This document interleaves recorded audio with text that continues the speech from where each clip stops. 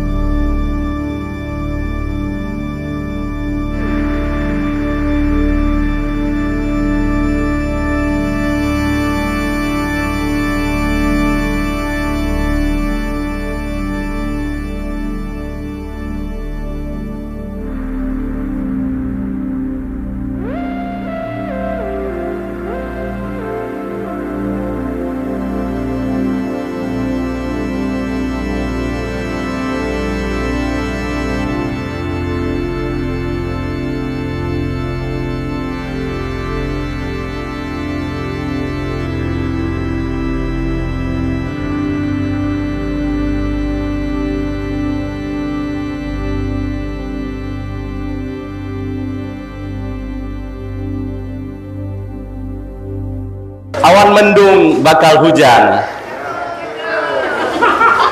Hujan turun telah menggenangi. Marilah kita meresmikan perpustakaan, menjadikannya pusat ilmu dan informasi. Assalamualaikum warahmatullahi wabarakatuh. Kata Nabi, khairun nas anfahum linnas. Sebaik-baik manusia adalah manusia yang bermanfaat bagi manusia yang lain.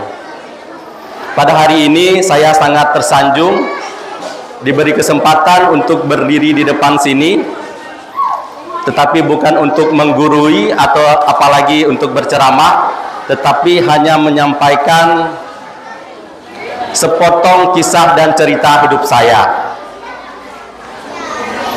Bagi anak-anakku sekalian, ada kisah menarik yang akan saya sampaikan. Tentunya nanti setelah acara ini saya ingin sedikit wawancara anak-anak. Bagi siapa yang masih ingat cerita saya, tentunya akan saya beri hadiah. Ya.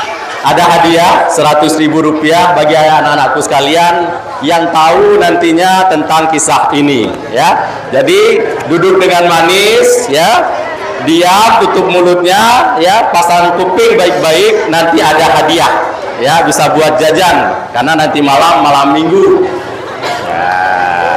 ya. Masih banyak lagi, bukan hanya ini, ya, masih banyak di dompet ini. Jadi saya ini waktu kecil dulu tinggalnya di sebuah kampung, ya, seperti kampung Jawa ini.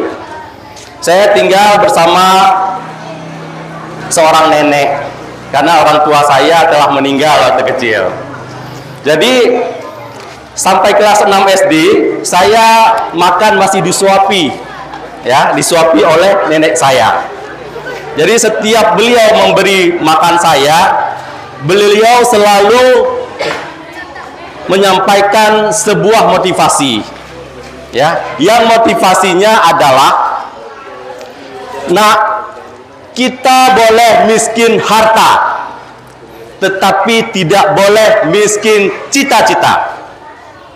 Untuk itu, gantungkanlah cita-citamu setinggi langit. Lantas, karena saya anak kecil dengan polosnya mengatakan, kalau jatuh bagaimana, Nek? Ya, kalaupun kamu jatuh, jatuhlah di antara bintang-bintang. Ya, jadi itu pesan dari nenek saya. Anak-anakku sekalian, kemudian nenek saya menceritakan bahwa di sebuah perkampungan nelayan, ya, hiduplah seorang nelayan yang membudidayakan kerang. Tahu kerang, ya? Jadi nelayan ini pekerjaannya pergi ke laut mencari ikan, dan di waktu senggangnya beliau membudidayakan kerang. Beliau mengambil kerang-kerang muda, kemudian dibawa ke tengah lautan. Di tengah lautan beliau menurunkan ke dalam lautan, kemudian ditempatkan di dasar lautan. Jadi ketika kerang itu sudah berada di tengah lautan, kemudian nelayan ini pulang ke kampungnya. Jadi untuk mendapatkan makanan, kerang ini membuka dan menutup mulutnya. Buka, tutup, buka, tutup, ya. Ketika ada makanan yang masuk ke dalam mulut kerang, dia menutupkan mulutnya. Tetapi anak-anakku sekalian, tidak semua kerang bernasib baik. Ya, ada kerang-kerang yang masuk butiran pasir ke dalam mulutnya. Ketika pasir masuk ke mulutnya, sang kerang menangis. Umi, sakit, katanya. Sama kan kayak kita, kalau makan kue enak kan? Kalau makan pasir, sakit. Ya. Kemudian uminya datang mengatakan, anakku, pelaut yang ulung tidak pernah lahir dari lautan yang teduh. Ya. Orang-orang hebat dilahirkan dengan perjuangan yang kuat. Untuk itu, kamu harus bersabar dan kuat dalam menghadapi ujian ini. Kemudian air mata kerang tersebut membalut pasir tadi. Ya, apa yang terjadi? Inilah yang namanya proses terjadinya mutiara. Ya. Lama kelamaan pasir yang dibalut dengan air mata tadi berubah jadi butiran mutiara. Kemudian beberapa bulan kemudian sang nelayan datang kembali untuk mengambil kerang tadi. Kerang tadi dibawa pulang, kemudian dipisahkan. Mana yang kerangnya isinya daging, mana kerang yang isinya mutiara. Kerang yang berisi daging tadi diobral murah di pinggir jalan, menjadi yang namanya kerang rebus. Satu porsi Rp20.000. Kemudian kerang mutiara dijual kemana? Ke toko perhiasan. Tahu harganya berapa? 150 juta sampai 200 juta. Ya. Jadi anak-anakku sekalian, apa yang bisa kita dapatkan dari ilustrasi cerita tadi? Ya. Kalau kalian ya sekarang hidupnya enak, bermalas-malasan hanya makan saja, ketika besar nanti kalian akan tinggal di pinggir-pinggir jalan dan bekerja dengan upah yang murah, 20.000 ya. Tetapi kalian hari ini berjuang ya, menghafal Al-Quran ya, sekolah dengan prestasi, maka kalian akan bernilai tinggi ya ketika kalian dewasa nanti. Anak muda mendalami seni tari melestarikan tradisi. Walaupun kita tinggal di kampung Jawa ini, tapi tidak boleh ketinggalan informasi.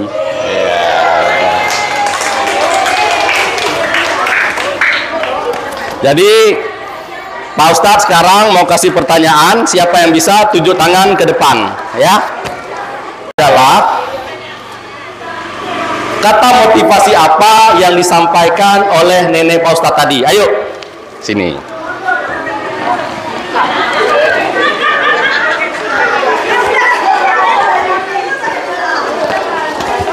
Siapa namanya, Nek? Haikal. Kelas berapa sekolahnya? 6. Ngajinya sudah surat apa? Al-Jin. Al-Jin. Boleh. Sekarang coba sampaikan kata motivasi apa yang disampaikan oleh nenek Pak Ustadz tadi. Ayo. Harta boleh miskin, tetapi cinta harus terbaik. Iya, tepat sekali ya. Kita kasih ya 100.000 rupiah. Betul. Barakallah. Wabillahi taufiq wal hidayah. Assalamualaikum warahmatullahi wabarakatuh.